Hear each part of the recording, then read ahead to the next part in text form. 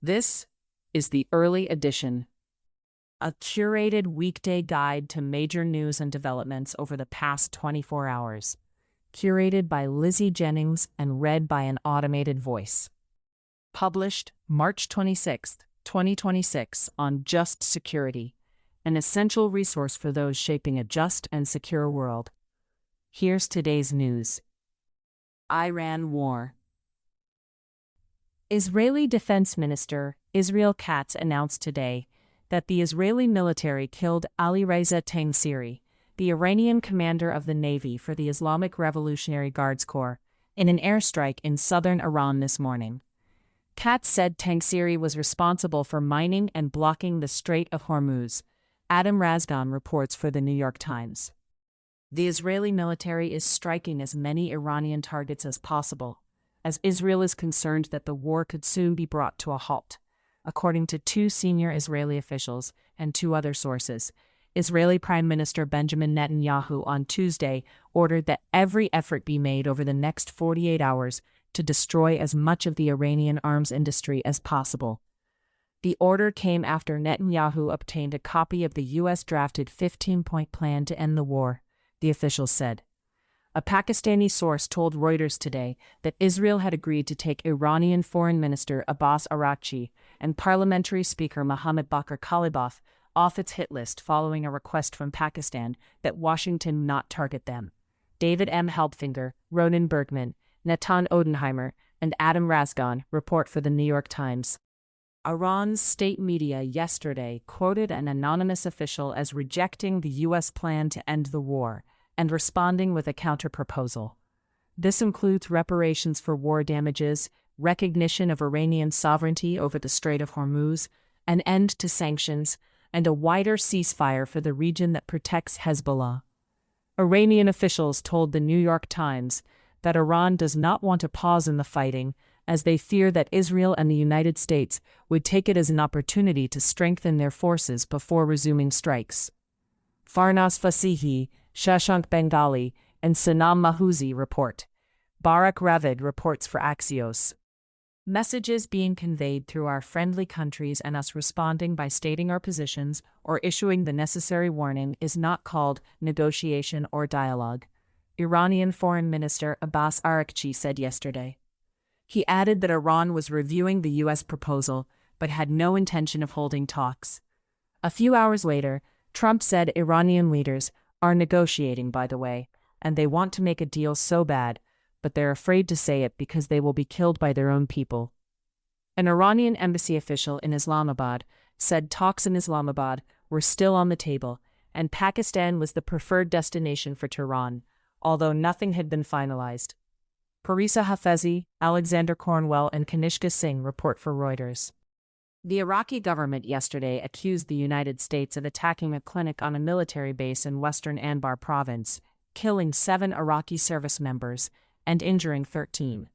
A spokesperson for U.S. Central Command said the Army was aware of the reports but denied that U.S. forces had targeted the medical clinic. Mustafa Salim, Sammy Westfall, Alex Horton, and Meg Kelly report for The Washington Post. Russia is close to completing a phased shipment of drones, medicine, and food to Iran, according to Western intelligence reports. Two officials said the processing of deliveries began in early March and was expected to be completed by the end of the month.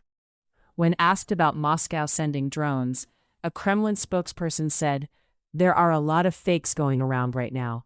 One thing is true, we are continuing our dialogue with the Iranian leadership."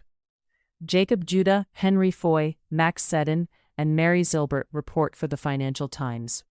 Iranian strikes on U.S. bases across the Middle East have forced many U.S. troops to relocate to hotels and office spaces throughout the region, according to military personnel and U.S. officials.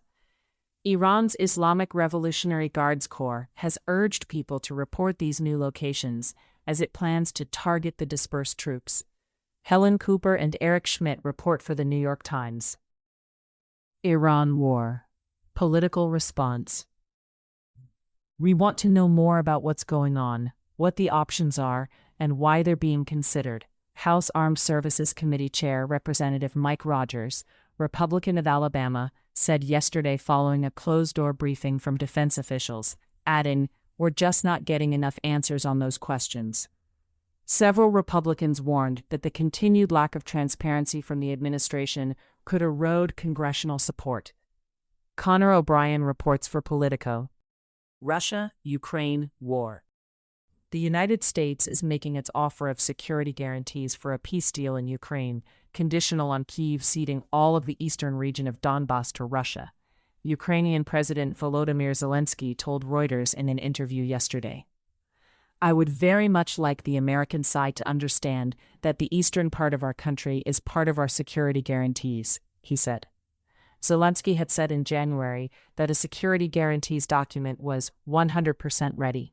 But following weekend talks in Miami, he said there was still work to be done. Daniel Flynn and Olena Harmash report. Other global developments. A resolution proposed by Ghana at the UN yesterday to recognize transatlantic slavery as the gravest crime against humanity and calling for reparations has been adopted.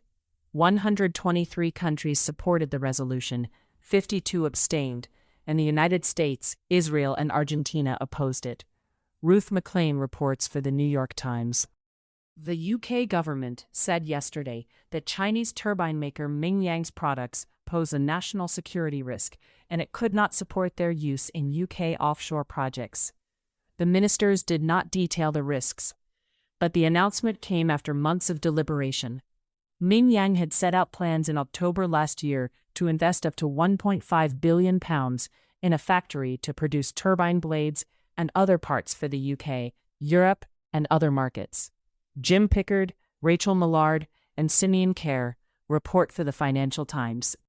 Belarusian President Alexander Lukashenko and North Korean leader Kim Jong-un held talks in Pyongyang today and signed a friendship and cooperation treaty. Dasha Litvinova reports for AP News. U.S. Foreign Affairs. Trump has rescheduled his summit with Chinese President Xi Jinping for May 14 to 15, the White House announced yesterday. Ben Johansson reports for Politico. Vice President J.D. Vance is scheduled to visit Hungary just days ahead of the country's election on April 12, according to a State Department cable obtained by Politico.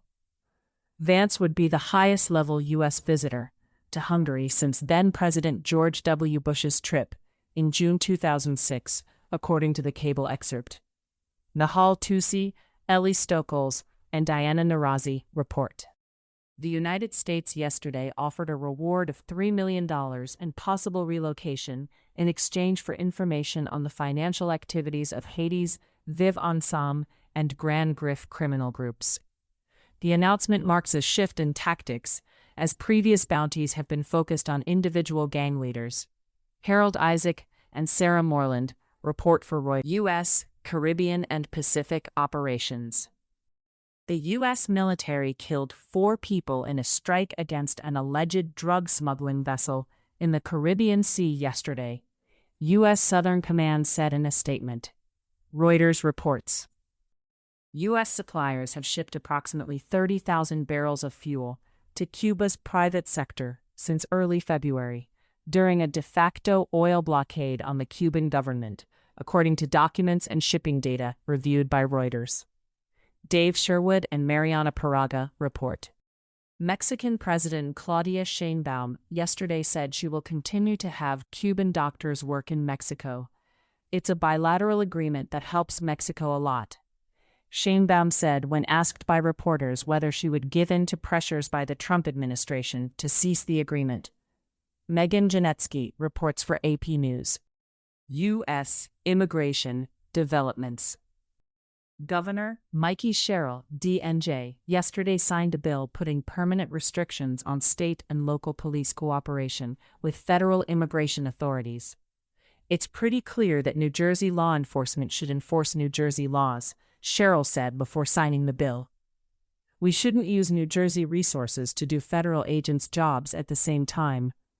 And we're not going to allow federal agents to terrorize our state. Katie Bartlett reports for Politico. U.S. Domestic Developments. A California jury yesterday found Meta and YouTube negligent for designing addictive social media platforms that harmed a child. The jury ordered Meta and YouTube to pay the plaintiff $3 million in compensatory damage, with Meta assigned 70% of responsibility. The verdict comes a day after another ruling in New Mexico, where a jury found Meta was liable for endangering children and misleading the public about the safety of its platform. Tyler Katzenberger reports for Politico. Climate scientist Dr. Kate Marvel announced on Tuesday that she resigned from her position at NASA, citing the Trump administration's attacks on climate science in the United States. Eric Nyler reports for the New York Times. Trump retained government documents relevant to his business interests after he left office, according to an internal memo from former special counsel Jack Smith's office.